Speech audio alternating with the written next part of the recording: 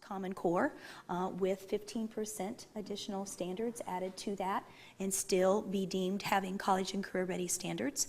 The third way is to modify in some way standards that we currently have adopted with the Common Core, and the revision might be significant enough to warrant a review with our higher education community to deem that they are college and career ready. So as we embark on this process, I see 3 different scenarios. We'll probably know fairly soon, and I want you, and I look to your guidance, because I don't know, it's very difficult to gather your input and work with you along in a process of policy making when we just meet in a formal setting. So I look just like I just did a little while ago and said, what is your guidance on getting things to you so you feel comfortable with taking action?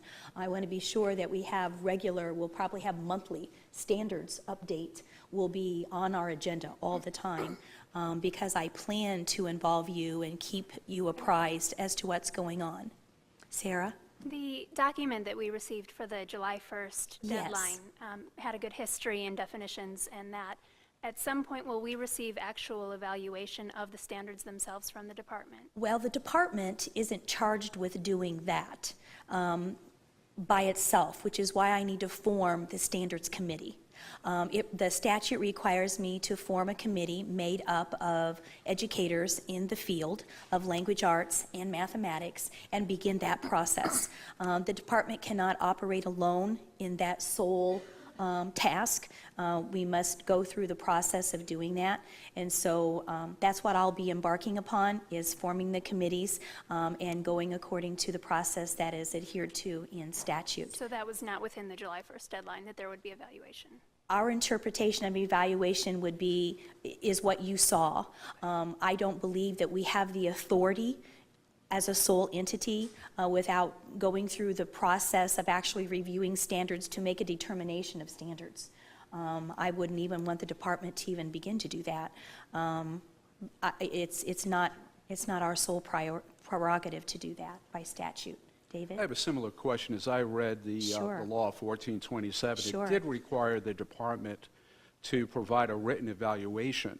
And an evaluation to me implies an appraisal of some kind between the Common Core standards and the Indiana standards.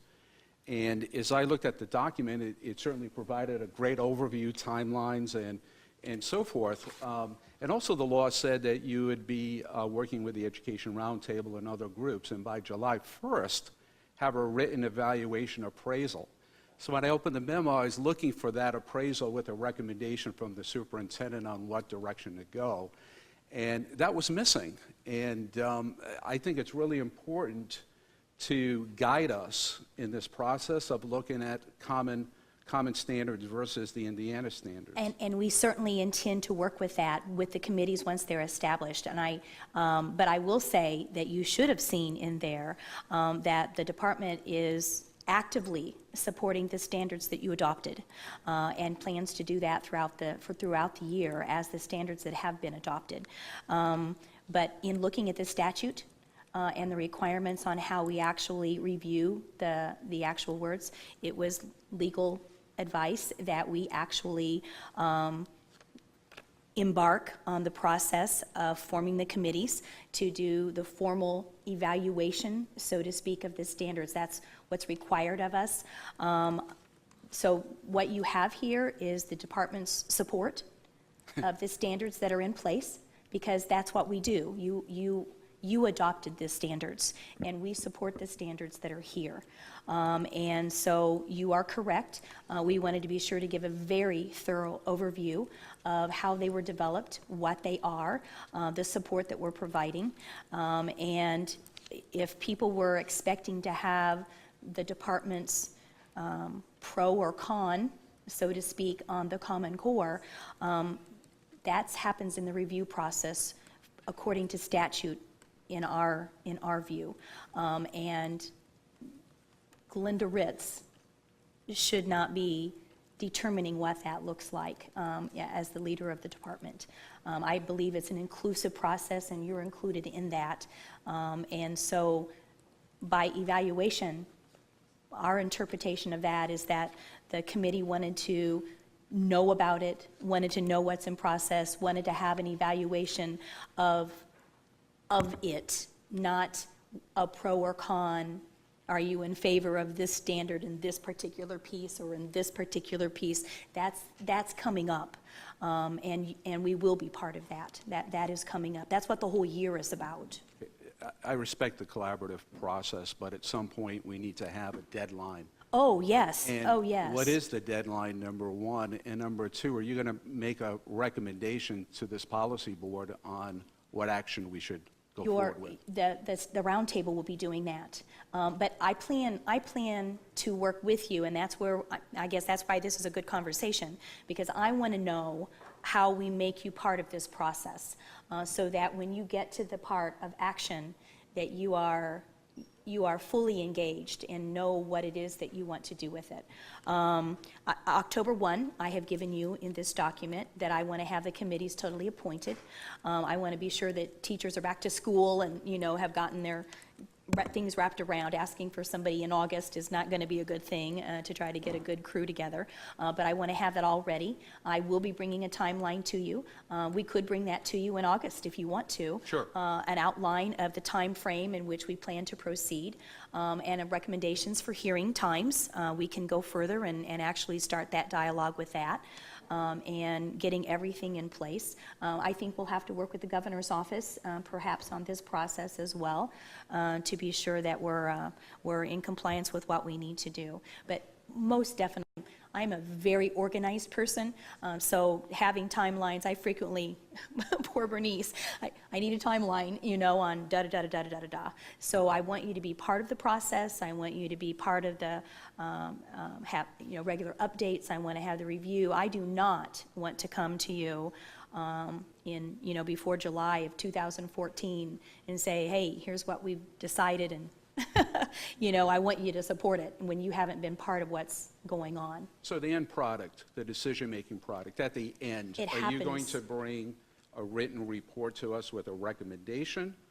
Or how do you envision the final action that we would take on this? I tried to spell that out on page 7 of the evaluation that I gave you in going forward. I'm going to be appointing the committees. I understand the process. I'm looking at the end product. After we go through the entire process, well, you will know. what will be the final action? Will you be bringing something to us for a vote? We'll be bringing something to the roundtable.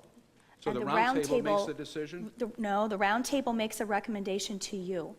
Okay, so the end product is you'll be bringing the roundtable's recommendation to us, and we make it. That's all I'm asking. Oh, okay, David. Okay. Thank you. Thanks. No problem.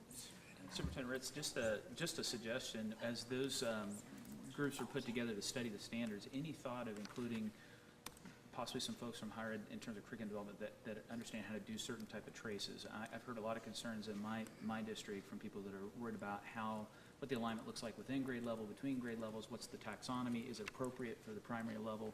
And of course, there's a lot of concern of stuff that's already being written out there. I'm just wondering how we strengthen the work of the teachers who are going to be very familiar at their grade level with an academic standard versus people who study curriculum development as it's articulated over several Oh, grades. certainly, and I would take suggestions for experts that we might want to include upon the review committees.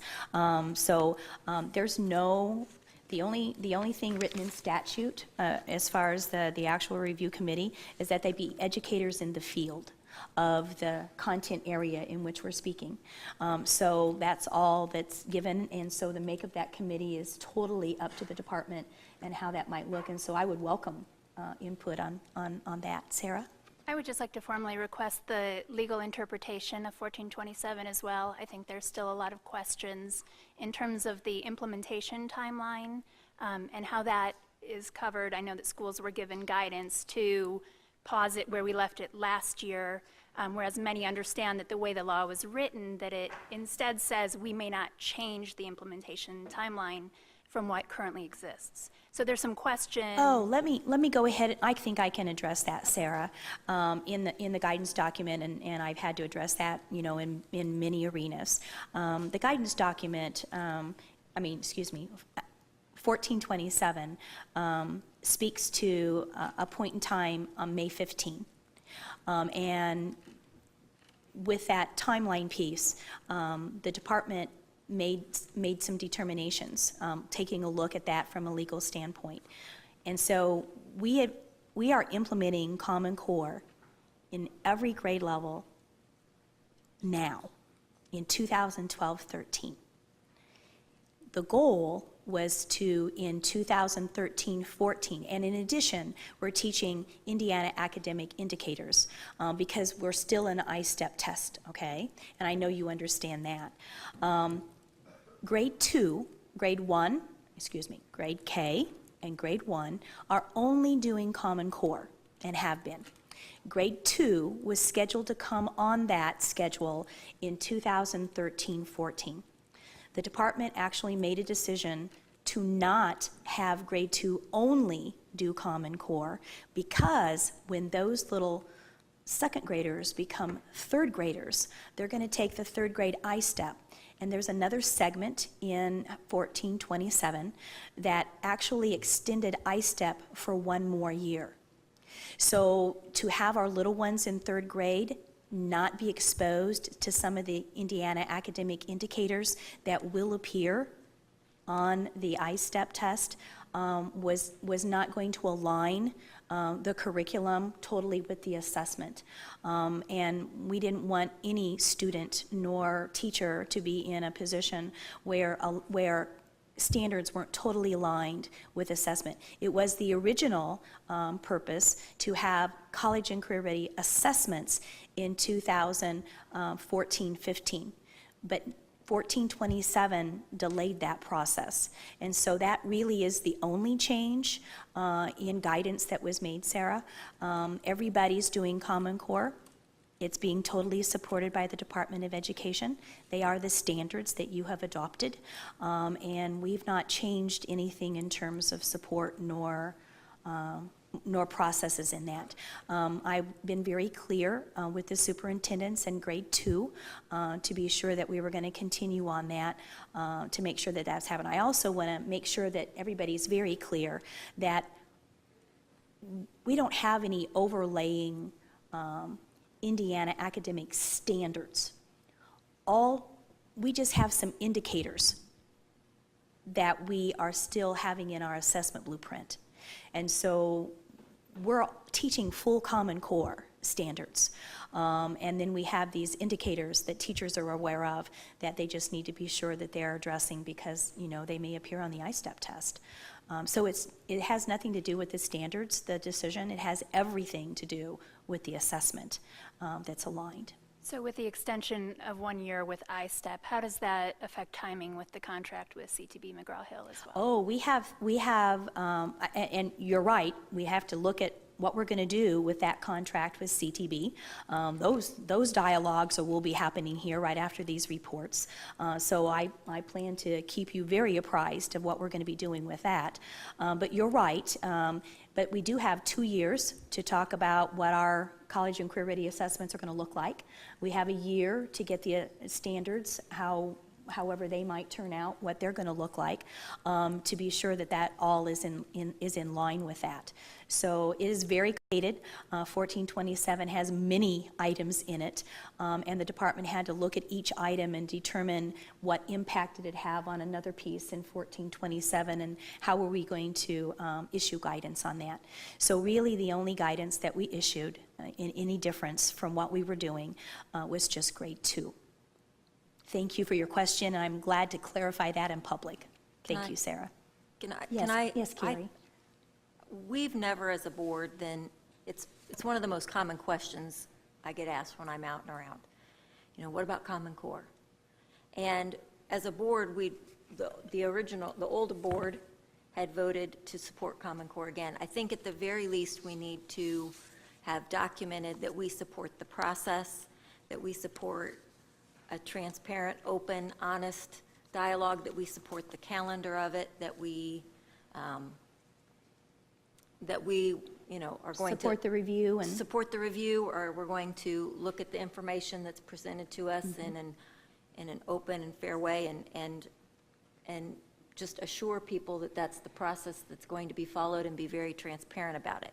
And so I propose a resolution that we at least make some type of motion or vote that we are documented on a record, at least saying that we're Committed to the process committed to of the the review. process. I'd like it. Second. Do I hear any more discussion? Tony? Oh, so sorry. I'll call in you a minute, Andrea. Tony? It's my opinion that, as it relates to Common Core, the horse is out of the barn. It'll be absolute chaos if we try to reverse this at this point. That's what I truly believe. I think 1427 has just injected confusion. Andrea? I'm not sure what that means, to be committed to the process. I find that a little vague. Carrie, you want to clarify?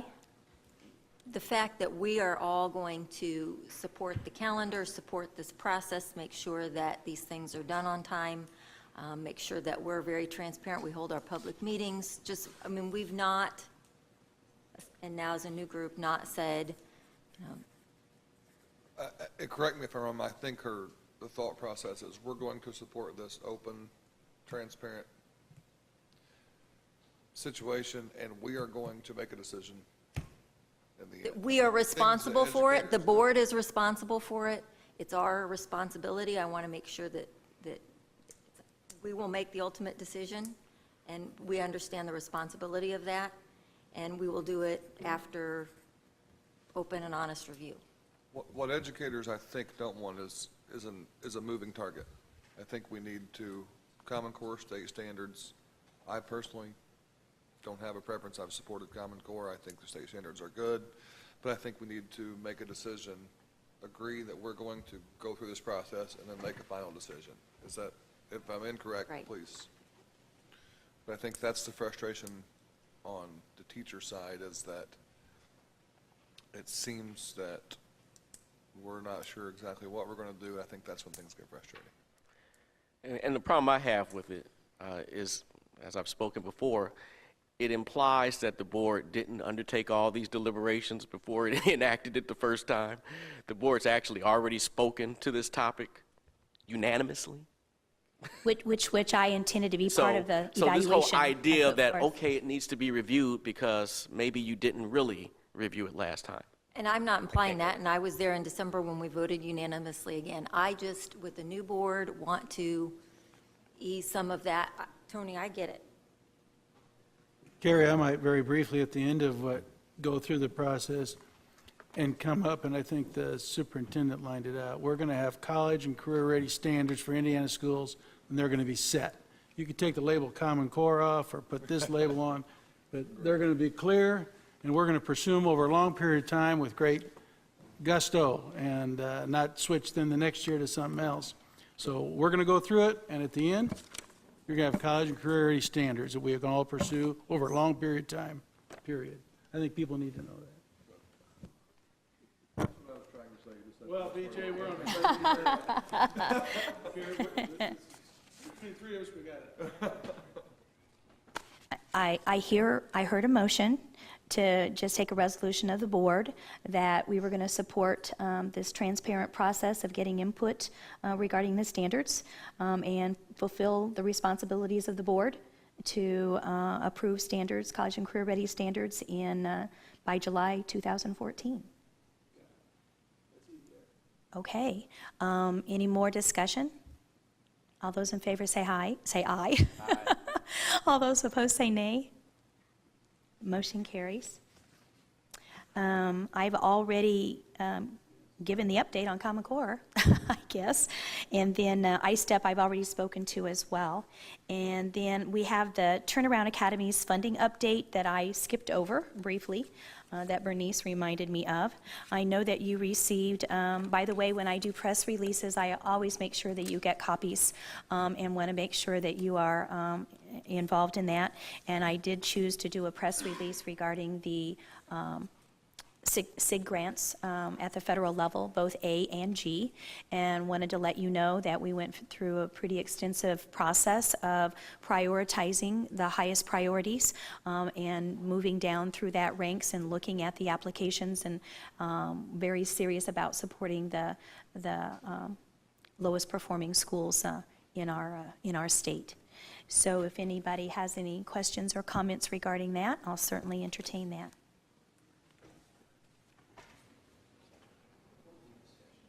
Yes, Brad? And you may have said this, I was trying to write as you were talking, on HEA 1003, has there been guidance sent out yet on how to handle the special education non-public school scholarships, or where's that at? No, we're required to do emergency rule, okay? So, yes, we're meeting with the stakeholders here on July 26th, and then we're going to bring those emergency rules to you in August, and for the August board meeting. Thank you, I think I wrote it under SEA. You are welcome. All right, at this time, I think we're going to head into new business with the approval of the agenda of flexibility. And so the first item of new business is the actual election of a board secretary that is required by statute. So I am open for nominations currently. Sarah? I'd like to nominate Dan Elsner as board secretary. Second. Are there any other nominations? Well, Dan? Can I make a speech, or? Seeing that you're the only nomination, you can be the secretary. That we may withdraw the motion. You stand approved. Which means your seniority on the board must have had some great weight. All right, item number 1, check off. Okay, approval to initiate rulemaking for and propose changes to the reading plan. Oh, we don't have to by acclamation, but if you prefer, Robert's Rules of Orders, if there's only one nomination and there's no, objection, then he's just it. So that will be great. We are going to head into the next item, which is reading plan. And John Wolf and I are going to talk to you about proposed changes to the reading plan rule that's in conjunction with Indiana Code on reading deficiency at the elementary level. And so I'm going to join him I guess we could probably just tag team right here, couldn't we, John? And John, why don't you introduce yourself? And I want to say right away and on the record that John is a valuable resource to the Department of Education in the field of literacy. And he and I have had numerous conversations because literacy is my forte. And John, before we begin to talk about this, I want to give the board a sense of feeling about my role with literacy. I was hired at Crooked Creek Elementary School 11 years ago, and the Crooked Creek's ISTEP scores were dismal, and I was hired as the media specialist, and one of the reasons that I was hired there was to bring to Crooked Creek Elementary School to be sure kids were reading by grade 3, literally. And so we set about how to make that happen. And so I really have strong feelings about how that works and how you make sure that that occurs. And I'm all about accountability to the student level and the teacher level in making sure that that happens. And so with that, we're going to go through, I've given you a red line copy. Do you all have it? Okay. And in that, the parts in red, in part, were already approved by you previously. And I say in part because there are sections of this in which I made changes to your changes. And so that's why you do not see all of your initial approved pieces in what I'm presenting to you today. But we're going to start out with each change, and John has comments from the field, and in working with educators with our current iRead 3 process, and we want to make sure that you understand why we are suggesting these changes.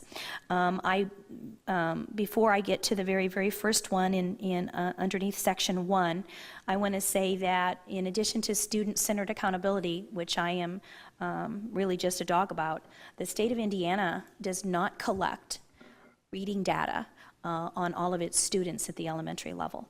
We only collect the pass-fail I-read information that's current. So when I cannot gauge the reading abilities of the students in Indiana, because we don't have any data, we do not have data that follows the child from school district to school district that you can pull up and actually see, here's the reading level of this child we're getting into our school. And so we don't have those types of systems in place. You will see a shift within our proposal from a pass-fail type of approach to reading growth, and you're going to see it a shift to growth rather than looking at a pass-fail approach. It is an affirmation by me personally that kids be reading by grade 3. That is paramount that occur. And in addition, I handed out a piece of paper to you on Lexiles. And if you could take a quick look at that. I have had the opportunity as superintendent to travel all over the state. And when I travel, I don't just meet with educations and school groups. I actually meet with mayors and business leaders and leaders of industry. And I guess I want to say to you that what they're telling me in great many instances, and you can see by this chart, is that to be ready for career and to be ready for college is getting to the point where it's synonymous, not only in terms of your literacy that you need to have, but in terms of your math abilities as well. And so you can see Carrie referred to Lexiles and kids knowing where their reading Lexiles are, but you can see that bar that goes across there, 1,200. That's what you need. You need a reading level, a reading Lexile of 1,200, which is a very high level reading level to be able to handle college and entry-level career opportunities now. And so I just want to make sure that you understand my impetus for the focus on reading and where we need to be, and that we don't have this type of information now in the state of Indiana to know where our students are performing with reading. And with that, I want to say that I had the great opportunity just a couple weeks ago to meet with some students in grades 9 through 12 that attend a Project SEED event. It was regarding algebra. Project SEED's been around for 50 years. It has a very intense hands-on approach to algebra conceptual knowledge, and these youngsters were all at risk in terms of their academic performance. And we had a very frank dialogue, and I said, they were asking me about reading, and I said, well, how many of you know your Lexiles? Because there are many schools, like Carrie's, that have something in place to try to determine growth and information on students. And great many of them raised their hand. But then I asked them, how many of you know the Lexile that you need to be college and career ready? Not a hand went up, not one hand. So we really have to make literacy, it's one of the key indicators of success in our coursework. We have to make it a priority, and my attempts in bringing this to you is to do just that. So with the first change that you see in red on item number 4 underneath section 1, it was a clarification of the students that will be tested in the English language learners. It's just to make it more clear, and that's the entire intent of that. Number 12 underneath that section, and John, you just tag team with me. I'm not going to, you just tag team, okay? One thing that I would like to bring right up, though, ahead. when we look at number 6 also with the change of iRead yes, thank to you. iRead 3, going to that part, it's important to remember that when we go out to schools, many school districts are already doing additional assessments, in order to, follow the progress of the child, making sure that we have all of these, critical elements to make sure that they're able to read. And we're really suggesting that the state take on that responsibility so that we can have data that follows the child. Taxpayer dollars is taxpayer dollars. And when it's been at the local level, that type of assessment is done at the state level, we then have a powerful tool to really know where students are progressing and have that information and positive data. And I think the most important thing, the most frustrating part to me in looking at the turnaround data that we get on a regular basis is that everybody has its own little way of looking at literacy. And there's no uniform way to do that at all. And so we're suggesting that we collect that data at an elementary level, not just a test at grade 3, but a growth measure assessment. The reason that you do not see anything in here at all regarding the type of assessment is because this board decides what the assessment will look like. You've currently decided that it will look like iRead 3. We have contracts ending, as Sarah noted. We have many different assessments we're going to need to be looking at, and I'm suggesting that we start with reading, one of the most fundamental pieces that we need to have some knowledge base with. And so that's why you see the 3 stricken, because we are hoping to move forward with a progression to actually gather data at the elementary level. The next item, and keep me on track, John, just like you just did. In number 12, going down, we have provided a definition of retention, that it does mean that the student is going to receive the previous year's information and knowledge with retention. And I would prefer, let's see, I guess the board can interject as we go, or you can wait till the end. It means no difference in preference to John and I. Under applicability, and John, did you have anything to note? In red again, this is what was approved, it passed in the December again, where when an application to the charter schools is specifically noted, it would be the same as the elementary, the non-public, and also. Correct. And then in section 3, those were also your proposals to go beyond the grade 3 in terms of providing some assessment data. And so we are in agreement and alignment with that and prefer that as well. In item number 6, we have preserved the actual looking at the data and making determinations for retention at grade 3.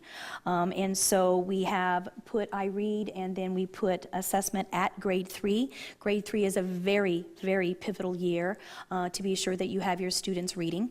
So we want to take that look then. We want to look at the data, see which kids are not performing at grade level, and we do want parents to be notified that their child may be retained. We want that to be a formal process as it is intended. And the language that you see there in number 7 is lifted directly from the Indiana Code. The Indiana Code states that the school shall, in consultation with the parents, determine if retention as a last result should be implemented.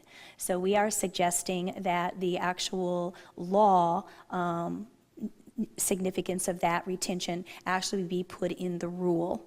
And so I just wanted to point that out, and I made sure that you got a copy of the Indiana Code so that you could see that language was direct from that. Moving on, you can see that we are supplanting the definition, that process for retention, for the previous process of retention. But we also want to point out that the actual retention of a student and the actual services that they get throughout this document are the same. So we believe strongly in the interventions that need to go into place for students if they do not meet grade level standards, if they do not perform at grade 3. I think that warrants the importance of having assessments a little bit earlier so we can find out if the child is having those particular needs, so we could start intervening immediately. And that's what many of the school districts are currently doing. We really can't wait for an assessment to be able to take at the end of 3rd grade to say, what do we do? Reading is more of a progression. We need to make sure that we're going all the way through the cycle. Item number 10 requires the plan to now have an initiative at the school level. Oh, so sorry. Go ahead, Andrew. I just wanted to apologize that I have to leave early, as I told you in advance, but That's this okay. is an important discussion, and I'm so impressed by my fellow board members. I'm certain that you will all do You the can, right you thing. can sneak off. And thank you very much, Andrea. We'll be in touch. Feel free to call. The importance of family involvement in a child's reading, having some type of initiative from the school level to promote those types of things greatly impacts the speed at which a student improves their reading level. One of the major features on that also is that the reading plan that the state board approved in the past already asked for parent communication also and how parents are involved. The next set of items. May I make a? Go I'm ahead, going to Dan. make a suggestion. Sure. And I want to be totally respectful. This is a very important item. I'm feeling like we're late in the meeting, that we had a lot of things we covered today. We put a lot of time on iRead3, and I think I would appreciate, at a fresh start, iRead3, we need to stick with some things. Seems like we're riding horses and changing riders too often here. And all this is important, especially looking K-12 and advancing literacy. I'm wondering if we ought to not start rulemaking. I think we ought to follow through what we have, and then possibly at the next meeting, if it would be your pleasure, say, I have some additional items I'd like the board to explore and research and study about doing even more than we're doing now. And I'm not against improving and building on what we've done, but I feel like we're opening up quite a topic.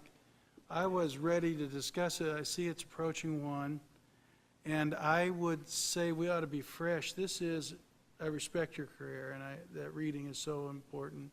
Given its importance, and given the time we already put in iRead3, let's leave it as is for now, and then come back and open a discussion about opening up in the field for new discussions or additions to it or improvements. I just don't know if we're in a position right now to do this well. How do we do that, Dan, without actually starting the rulemaking process?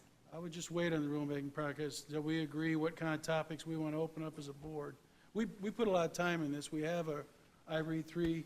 We worked on it. It's fairly new in the field. I know people are dedicated to it, a lot of reading teachers. I know teachers have worked hard.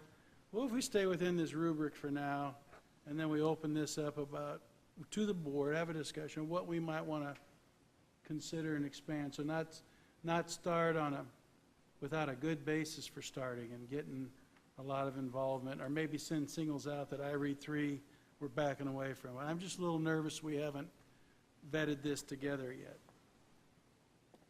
I'm open to other suggestions. I'll do whatever. Well, I would like to continue with the presentation, if you don't mind. The staff put a lot of work into this, and we've had a study session on growth models already.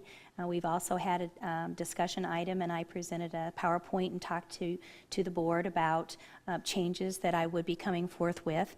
And again, Dan, I would ask for guidance from the board on how to have dialogue and meaningful dialogue on improving on improvements without going, I don't think that's possible without going through a formal process with the State Board of Ed. I'll be willing to talk about it like a waiting meeting, but the pleasure of the majorities. So are you suggesting that we bring it to you in August? That's my suggestion, and we'll work on framing this up in August, because I think Well, how can and I'm not worried about the essence of time in particular, but I want to know in the meantime, what is it that the board needs from me to do a couple of things? Because we have timelines and assessment pieces we are going to have to consider. We have contracts that are ending. We have only 1 year's time, and it was my hope that not only would we open up the dialogue, because all language can change in the rulemaking process. So it was my hope that we would open up the dialogue and start that process, and simultaneously also start to look at assessment options.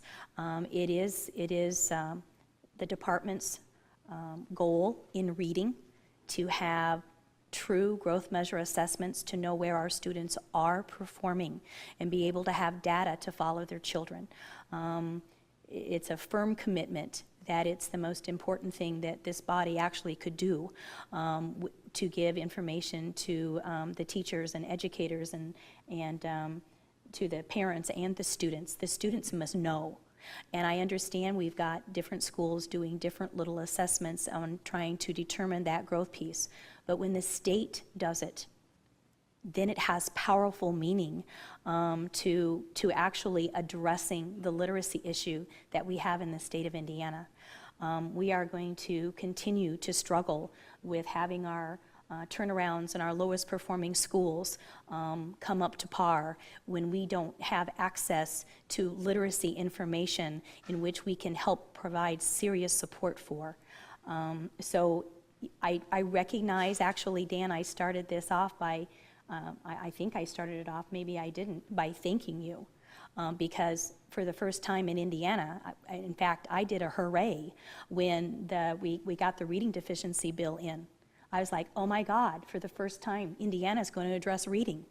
Because it's never happened in my profession, in all my 34 years, that we have actually intentionally addressed reading. So I was excited about that, and excited about the board taking action to actually ensure that kids were going to be reading by grade 3. But there is also a great need that we have the correct type of data that's going to follow the child in order to have meaningful systemic change to get kids reading. And so that's what's being proposed here today. Tony? Madam Superintendent, maybe just procedurally, if we can see if there's at least willingness to get a motion, then I could see where we would go forward with the discussion and the argument. But if there's not support to even get a motion today to open up the rulemaking, then what's the point? Well, you know, that's a point well taken too, Tony. I would say the motion is really just to begin to the process. We also could entertain a motion to actually table it until August meeting, if you feel we want to have some more intense dialogue. But when we do that, I want to know from you, what do you need from me? You know, how can I engage you in the dialogue so that we can move forward with a commitment to student accountability in reading? Troy, did you look like you wanted to say something? No? You just look like you had a question. I do. I think that the information that I would need to move forward with this would be to have, what are our current principals thinking? We've only been in this process for 2 years. We only have a small amount of data to really even go on. And I guess I really think that I would like to hear from the experts, not only in my building, but across the state in the elementaries that are really dealing with this strongly right now. You know, what are some of the issues that they have, or what are some of the concerns? We certainly could do something more formal, but I can tell you I've heard from a lot of elementary principals regarding this topic, and they want to have some meaningful data that they can utilize. I have school districts, and Carrie gave a presentation on NWEA, but I have superintendents who are coming to me and saying, Glenda, when are we going to get a growth model like NWEA so we don't have to pay for it at our school district level, because we need this type of information and we can't afford it now. And state money, I plan to work within the budget of our iRead 3 budget. and get the growth model pieces in there as we need to. I plan to vet out and get the best kind of information with the growth model, but we don't even know the reading levels of our students in the state of Indiana. I can't tell anybody the reading levels of our students. Till we have it at the state level, support can't really happen like it needs to. And so we have to have a system in which we actually know where our students are performing and they know where they're headed. And we have to do that systematically, a systemic kind of approach. And systemic change comes through rulemaking. It comes through the process that you do. And I'm not suggesting in any way, and you know, we may not finish the presentation today, but I'm not suggesting in any way a lessening of accountability, like at all. In fact, when you hear about our outreach piece in which the reading rule would fit into, you will see we're talking about adherence. And so I see the dialogue and where things are headed, and I'm just going to kind of give a sense here of tabling it until the August meeting. I don't know if I have that time within there to get, with school just starting to get any kind of meaningful data formally. But I hear about this on a regular basis. This is not a Glenda Ritz kind of piece. This is real, meaningful types of things that need to happen with assessment in reading that we need to have. And I'll be even more frank, if you want to talk about teacher evaluation, we don't have anything of a formal nature for teacher evaluation for K1 and 2. Nothing. But reading and reading information is a very good indicator to be working with regard to teacher evaluation. This is a really important issue, and this It is. discussion is no indication of erosion in commitment to this. I think Dan raised the hour coming up to 1 o'clock, and I would like to give it a lot more merit. I'd like to have more discussion. And so looking at the time, I just don't think there's enough time to really get into it today. It's no indication that we're not committed to it. So I'd like to make a motion to table to the next meeting. Okay, and do you want that? Let me ask the preference of the board. Do we want to do that? Do you want it to come to you as an action item? Do you want it to come to you as a study session item? How much, what in-depth, give us some direction on what you would like to see. Oh, I know. Right, so as a, excuse me, study as a new session? member, I'd like it as a study session. Okay, well, let's do that. Let's put it on as a study item. I am totally in agreement with that. So let's, Would it be fair to frame it up this way? We have IRE 3. I'm your superintendent. I'm talking to a lot of folks. Here's what the department thinks we could do to get even better. sure. Or here's the Oh, issues most that are laying definitely. out. Just to say, here, have IRE 3. If we were to leave that alone and we wanted to make it better, here's what we would do in addition to that. I would like to see that. All right, instead of going through the rulemaking process to discover the changes, we'll go through the study session process to determine what changes are desired, desired and things we would like to act on. And so John and I, with the department, will work on that and make sure that we have that as part of and you know, that might be a great idea because it will fit right into the other item I want to put on a study session. It will feed right into outreach. So then I sense there's a need to see the whole picture. And so perhaps that might be a good way to go. All right, let's moving on. We have the approval of the proposed changes for Medicaid consent requirements. That does require a rulemaking process.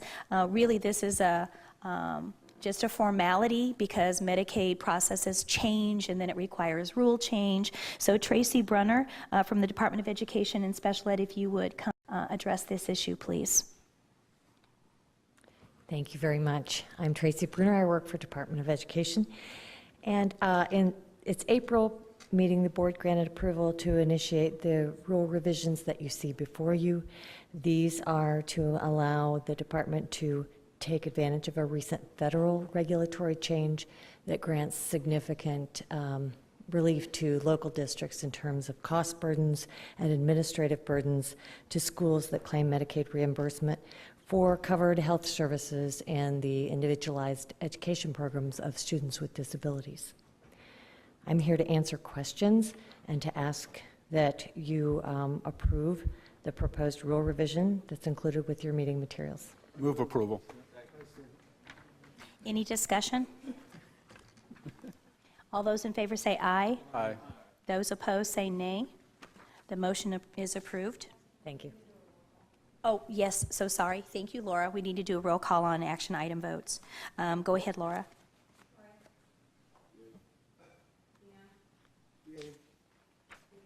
Yay.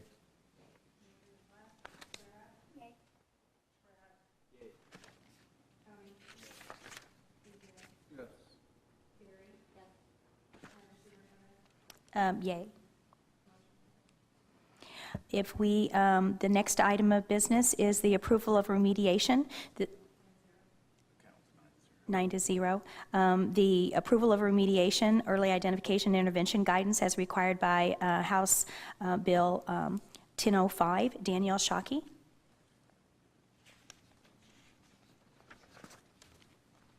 And Danielle, if you would introduce yourself and talk about your capacity at the DOE. Absolutely. I'm Danielle Shockey. I'm the Deputy Superintendent at the Department of Education, and I've worked on this interim guidance that you received in partnership with the Commission of Higher Ed's office. Sarah Ansel was the representative there, with Dan Clark, who is serving as the Executive Director of the Education Roundtable, and also dually serving, I believe, in the CHE's office now in this period, and then also Jackie Dowd from the DWD worked on this interim guidance document. And at this time, I guess really what I'd like to say most is to highlight the fact that this passage required a lot of study, we feel, with a lot of unanswered questions. So on the document you received in advance on page 3, we outlined 12 items that we would like time to study. Much of them were outside of a timeline that we could even control. For example, the cut score setting from the higher ed area on the remediation and the courseworks that they're creating, such as at the Ivy Tech level. So again, the group of us that I described at the beginning feel like those 12 items, we'd like to have this 1 year and come back to you on a timeline of approximately April of 2014 with the complete recommendation on this intervention and early remediation systems. What are the implications of waiting until that time? At this time, this was all new in essence, so I think frankly, schools will welcome the time of study, and I have for you, if you'd like to see, I see some nods from people in the schools. I have for you, at least from the Department of Ed's perspective, many of those, 9 of the 12 items, we would lead the study. We would continue to collaborate with those groups I mentioned, but I feel like, so like I said, I have a time I could share with you, but basically I think everybody involved would be welcoming of some studies. The big part of this is the AccuPlacer exam. We've had that in 16 pilot schools this school year. We would like to reach out to those schools and stakeholders and bring them together to say, what did you learn from this? What remediation efforts did you put in place?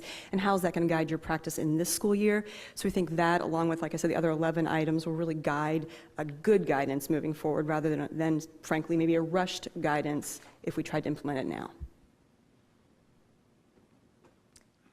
Any other questions for Danielle? So the motion before you is to approve the remediation, early identification, and intervention guidance as required by House Bill 1005. Do I hear a motion? So moved. A second? All those, discussion? Roll call, please. Yay. Yay.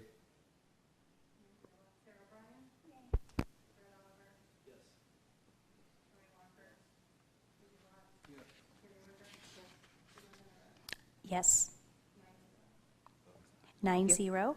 The next item of new business is the approval of criteria for waivers to the Performance Qualification High Schools program as required by Senate Bill 189 and on performance qualified schools. Kirsty Anderson at the department has been the lead person on this, and I invite her to the podium at this time. And Kirsty, if you could talk about your role at the department. Good afternoon, members of the board. My name is Kirsty Anderson, and I'm an attorney with the Department of Education. And I'm here to present Bill number 189 to you. essentially what this bill does is it allows school districts and high schools who have been in the highest performance and improvement category or designation in 2011-12 and thereafter to be designated as performance qualified districts or high schools. As of now, it does not apply to middle schools or elementary schools.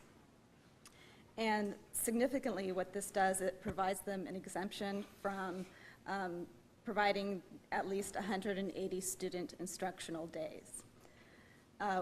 The main reason why we're here is because this bill charges the board with establishing stringent criteria, and that's how it's phrased in the bill, for high schools who do not automatically qualify, meaning those who were not in the highest performance and improvement category, to receive a waiver so that they also may be designated as the performance qualified high school.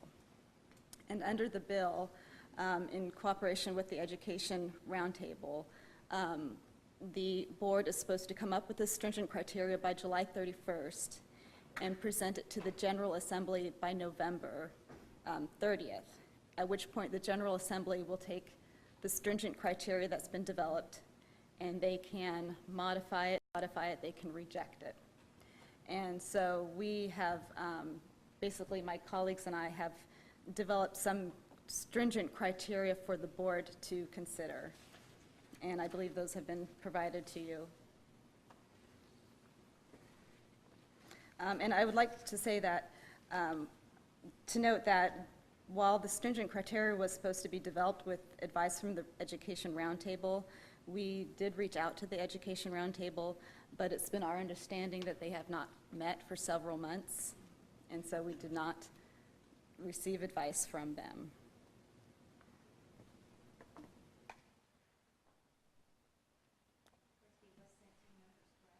Yes.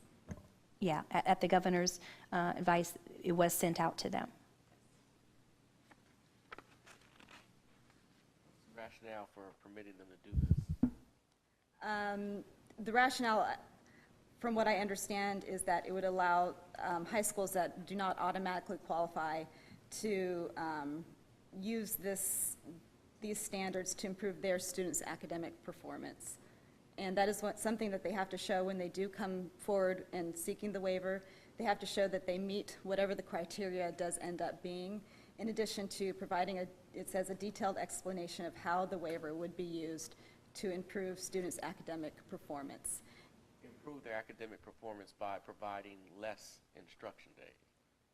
They don't have to meet the requirements, and George may be able to speak to this, as this is his subject matter. They don't have to meet the requirements for instructional days, and then there are other statutes that they don't have to meet as well.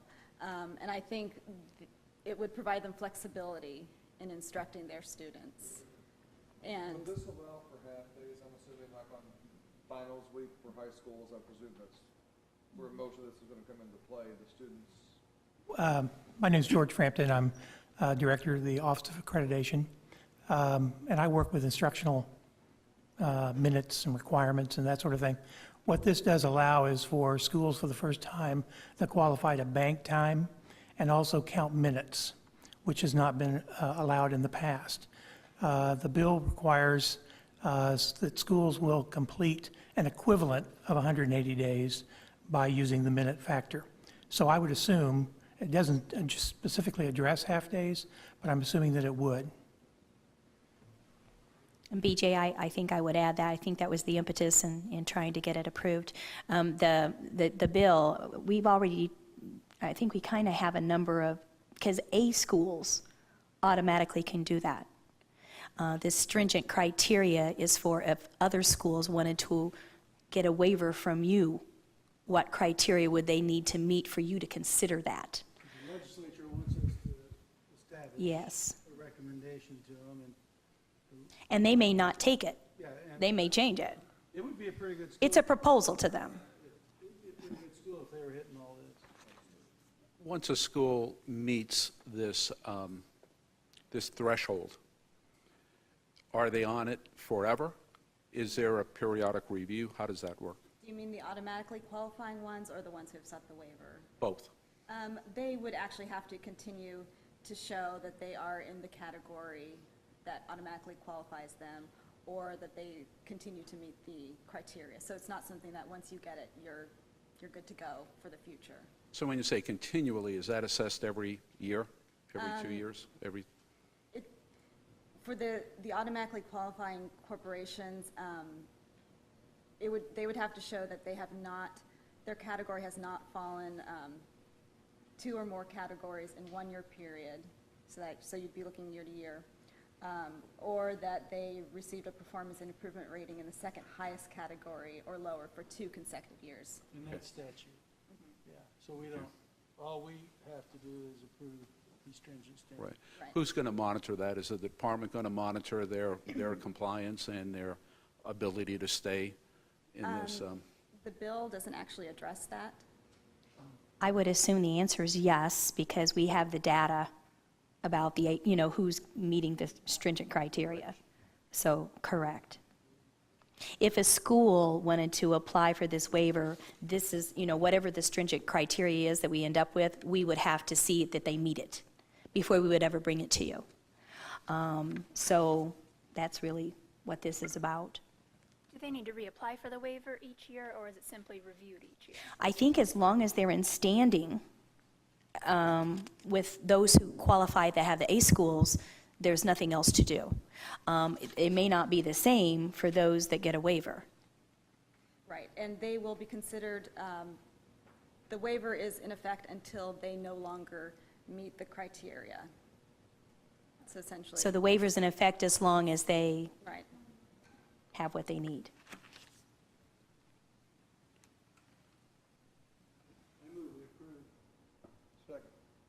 Any discussion? Those in favor say aye. Those, sorry, roll call. Sorry. Aye. Aye.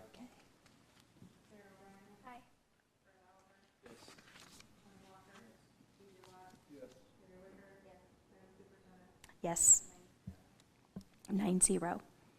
The next item is approval of a form that explains the legal requirements of attending a non-accredited, non-public school, according to House Bill 1005. And Bernice, if you would address this issue. Thank you, Superintendent. This is a super easy one. House Bill 1005 requires that before a student can leave a high school and transfer to a non-accredited, non-public school, the student and the principal of the school must sign a form showing that the parent of the student understands the legal ramifications. The form has to be developed by the department and approved by the board. And so that's the form that you have in your packet from me. Second. Any discussion? Roll call.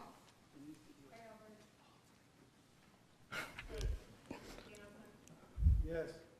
Yes.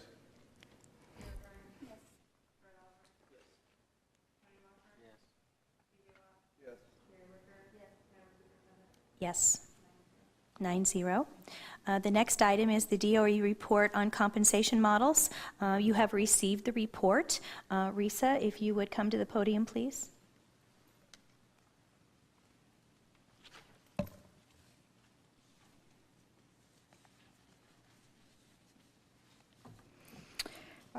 You have received the report from the staff along with, I think, 5 attachments that were relevant to the information that's in our memo. The department is required to review the compensation models, which are also known as salary schedules, for school districts under the new compensation model statutory requirements. This was the first year that we collected compensation models, and we ended up doing that after the fact because there was not a mechanism already in place to collect the models for this past school year, the 12-13 school year. So we obtained copies of all of those compensation models from the Indiana Education Employment Relations Board because all districts are required to submit their collective bargaining agreements, which include the salary schedules, to that agency. So we we did a very high-level review in conjunction with personnel from the Herb Board, and we have provided in the memo the results of that high-level review, which found some common errors that districts made in their models and their salary schedules. This is really the first year that they've been required to do this, and so I think it's not unusual that we would find a little bit of misunderstanding and some bugs and some things that they need to tweak. So because our review really took place at the end of the contract year, these contracts all expired at the end of the prior fiscal year on June 30th. So there's really no kind of enforcement that we could recommend for compliance on these since they're already expired. So this review was very high level, low stakes. And we have provided on our website a list of these common mistakes that we found so that districts can look at those and be aware as they bargain and develop their compensation models in their next contract that they want to avoid these errors that were found. We also have a compensation compliance checklist that includes all of the requirements that are in the statute that districts can look at. It is posted on the website along with the state compensation model so that they can use that checklist, and as they go through it, if they are able to check all of those things on that checklist, they will have complied with the requirements that are in the statute. So our recommendation to you, because the board has responsibility for monitoring the compliance of district compensation models, is for the 12-13 year, which is already over, we would recommend you take no action because there really isn't any enforcement mechanism for expired contracts. We will be collecting contracts for beginning this school year on a rolling basis as they're settled. Many districts are already doing informal negotiations, but as of August 1st, they will be able to begin officially settling those. And so as local districts settle their contracts, we will ask them to provide those contracts to us as soon as they're settled so that we can begin a rolling review and not be looking at 260 that come in all at the same time. So between August 1st and the end of the year, well, actually the end of January of 14, we will be doing reviews of those compensation models. I think your recommendation is appropriate, and some other time, maybe earlier in the agenda, we ought to get a little update where we're at with those forms and how we're doing with the law. It's an interesting development for us. Is. It's a new responsibility. Yes. Thank you. Yes, and Reese's department has spent a lot of work on it. I would also support the recommendation not to do anything with noncompliance this year. On your website, you had a list of common errors, and I assume that's based on a detailed analysis of some kind, right? Can you share that maybe with the board, the detailed analysis of what that looked like? Because when I was looking at the common errors, it really didn't enlighten me as to what the issues were. And if you can share that with the board, that would be helpful. Second item is that it seems today we're talking about timelines, and I'm glad to hear the superintendent is really on timelines. And as a new board member, timelines are very useful as we go through these. And since this is such an important issue, I would ask the department to come back at maybe our next meeting or a September meeting with just a timeline of how we're going to deal with this, because it's so critical, and we don't want to miss the boat with this. And so if we have a timeline, and I'm envisioning maybe a systems timeline for the board with everything that we have to do and deadlines, that would be really helpful. We have so many issues we're addressing, and just this one meeting, there's been 15, 20 issues, and I can imagine a year or two. And I think we need to have some kind of a system where we just document everything all along the way so we know where we are. So on this particular issue, I would recommend you come back to the board next meeting Is that okay with the timeline? You suggested next meeting or September. I'd like to ask that you let us come back at the September meeting. September would be We have a perfect very from short my time frame perspective. between now and the August meeting. And we can provide some additional details about the review of the comp plans that resulted in this list of common errors, and also a timeline on how we're going to deal with this. Thanks, that would be perfect. And I would add that as more and more school districts, have finished up contracts that were already in effect, and they're starting to have new, we're going to have more to review, so it just gets more encompassing. So yeah, we're creating a system in which to make that happen. And I think we'll probably continue to work with the Herb Board in a fashion, because they review contracts on a very regular basis and can see things right away. So I think we'll be continuing that relationship. Yes. Should we go ahead and move to approve? Yes, that's what I was getting ready to say. We need to approve, is there a motion adopting the department's recommendations that the board takes no action regarding the incidences of non-compliance observed in 2012-13 salary schedules? Do you need to vote on no action, or can we just do no action? Well, that's what I'm asking is does RISA need something in the minutes from us? Yes, we have it under formal action. We've given you a recommendation, and you need to take some action with it. I would second his motion. Okay, approve the recommendation by the DOE. Second, and any more discussion? All those, roll call, please.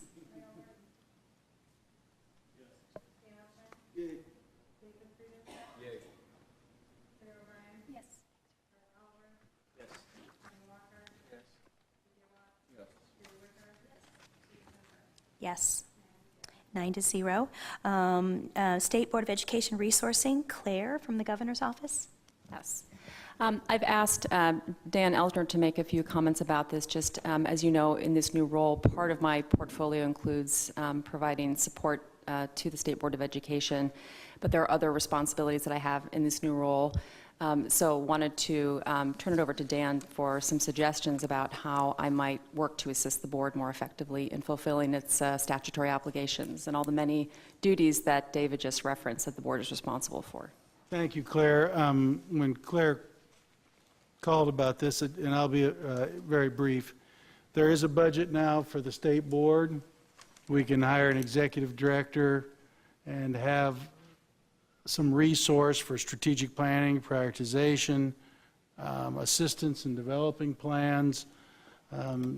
So also help us in legal reviews and how we consolidate resources behind our strategic priorities and where we're going forward. So with your permission, and we'll interact with you on these various hires, et cetera. We'll work through the governor's office, and Claire can be, for now, their interlocutor to help us move along on that. And I'll be calling on some of you to help with the process and the resources and the prioritization and the use of that budget. So as your only elected official secretary, I'll work with all of you to put this budget to use and put it to our behalf so we can be a more effective board in helping lead in the K-12 policy and rules of the state of Indiana, okay? So if any of you want to help on any items, just let me know, because we'll be more than happy to have your assistance.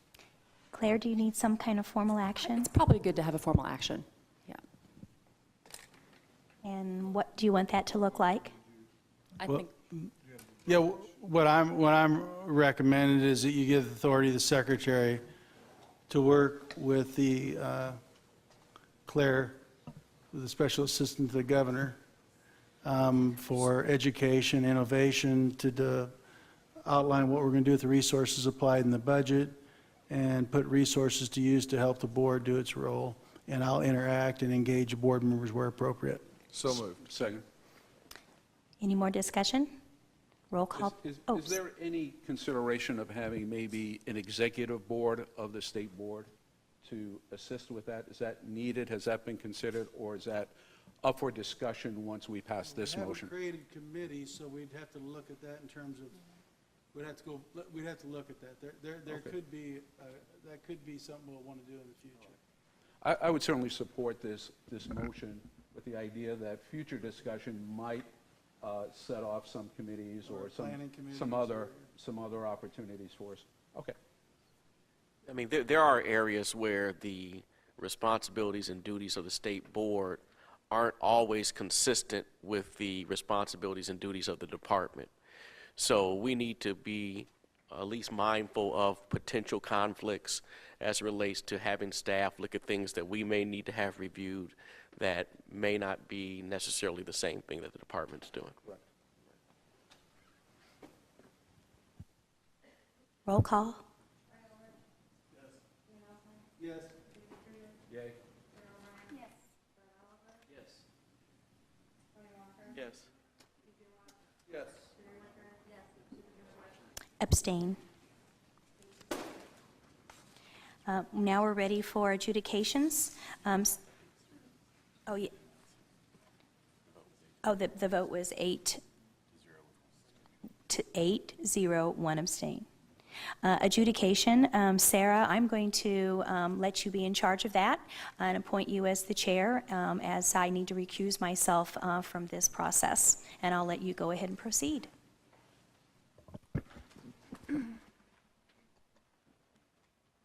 This is the administrative proceeding conducted pursuant to Indiana Code 20-31-9.5-3 to determine the amount of state tuition support to be withheld from the state tuition that would otherwise have been distributed to the Indianapolis Public Schools from July 1st to December 31st, 2013, to be used for the operation of the turnaround academies.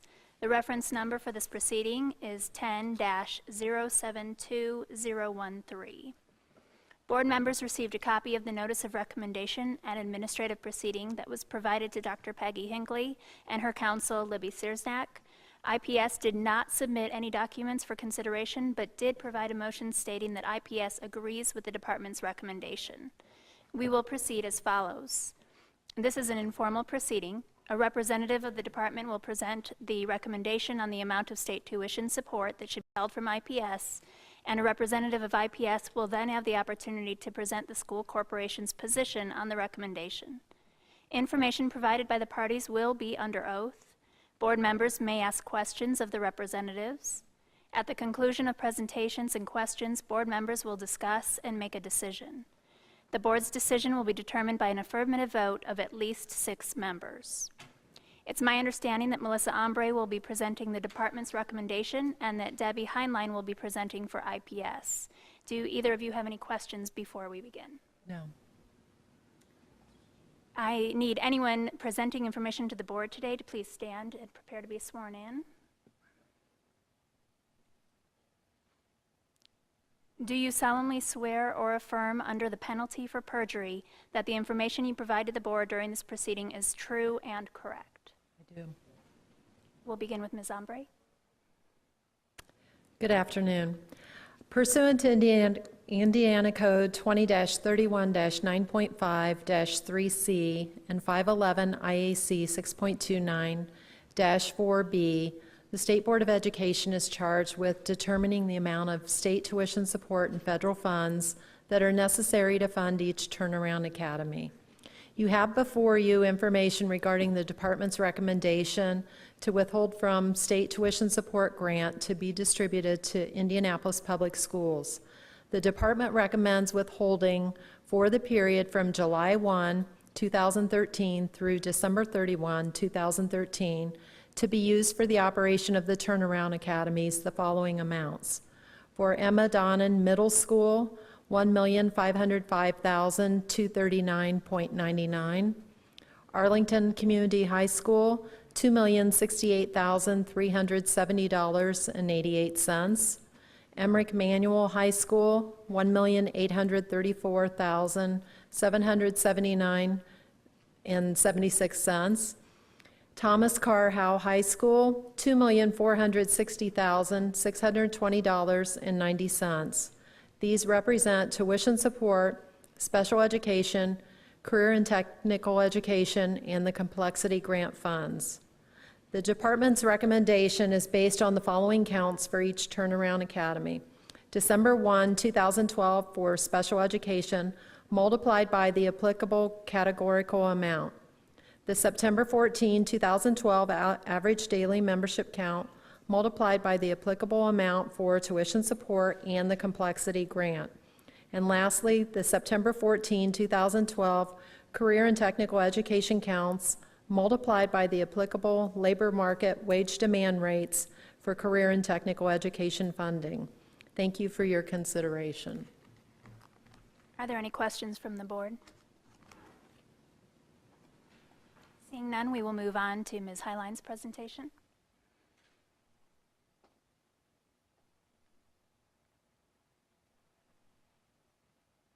I'm Libby Searsniak with Faegre, Baker & Daniels, representing the Indianapolis Public Schools, and with me today is Debbie Heinlein, IPS's Chief Financial Officer. As Mrs. O'Brien stated, IPS submitted a letter stating that we agree with the department's recommendation. It's our understanding that there will be a reconciliation after the September ADM is verified, and so the ultimate amount that will be distributed during the course of this 6-month period will actually reflect the school's enrollment in September of 2013. Are there any questions from the board? Thank you both for your presentations. At this point, we are looking, is there any discussion from the board? Kate? We have a motion and a second. Do we need roll call, or is it? Yay. Yay. Yay. Yay. Yes. Yes.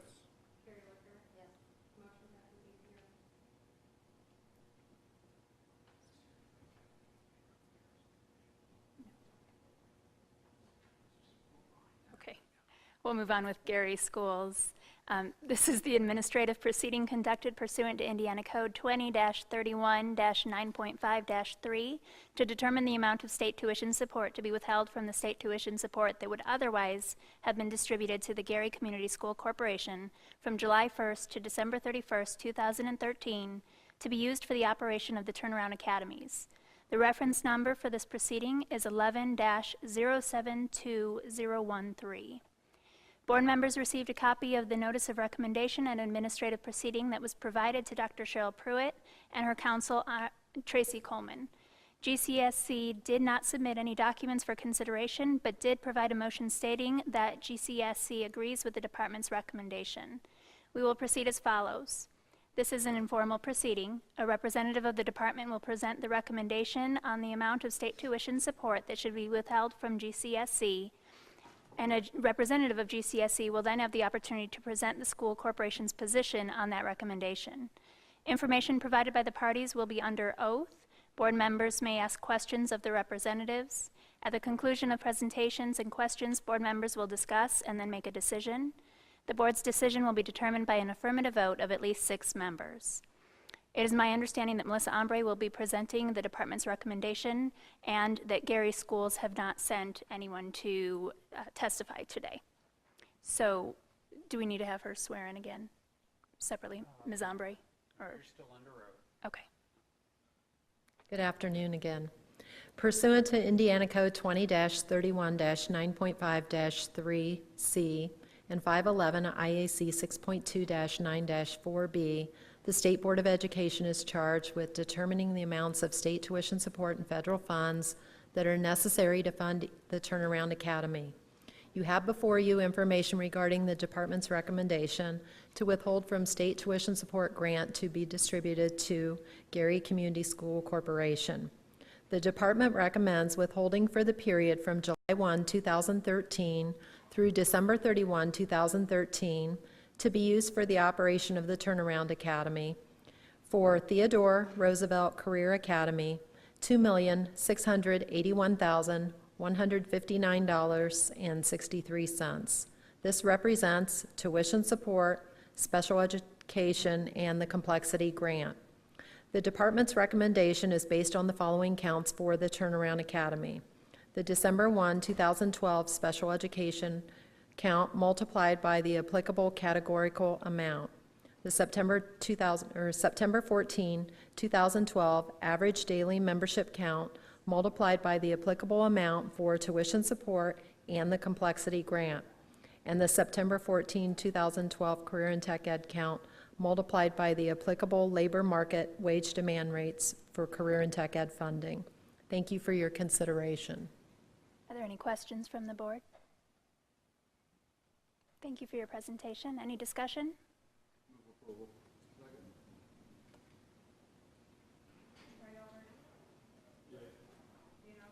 Yay. Yay. Yay.